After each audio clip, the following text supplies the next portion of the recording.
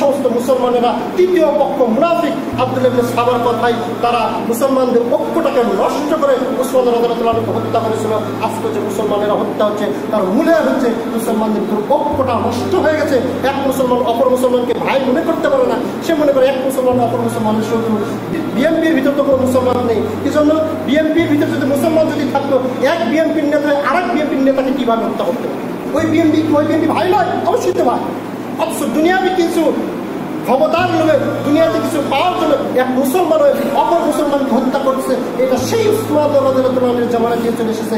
কিয়ামত পর্যন্ত এটা আমল থাকবে। আল্লাহ তাআলা বলেছেন আল-হাকুম তাকাসুর, এই যে মানুষ ভুলে গেছে কি হাত্তা যুরতুম মাকাবির, সম্পদের মোহে মানুষ পড়ে গেছে, কবরে না যাওয়া পর্যন্ত তারা শুধু দুনিয়ায় চাই।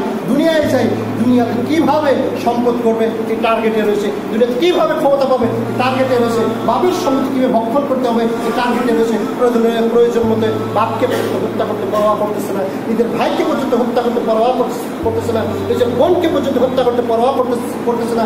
নিজের স্বামী সারাটা জীবন বিদেশ থেকে যে অর্থ সম্পদ দিলেন, বাসাতে এসে যখন সেটা দাবি করছেন, নিজের স্বামীকে স্ত্রী শাশুড়ি মিলে হত্যা করতে বিন্দু পরিমাণ তাদের হাত কাঁপতেছে না, অন্তর কাঁপতেছে না। এই সম্পদের মোহে তারা লিপ্ত হয়েছে। মুসলমান নাম না কিছু মুনাফিক। সুতরাং আল্লাহ রাব্বুল আলামিন বোঝার তৌফিক দান করুন। সকল সাল্লাল্লাহু আলাইহি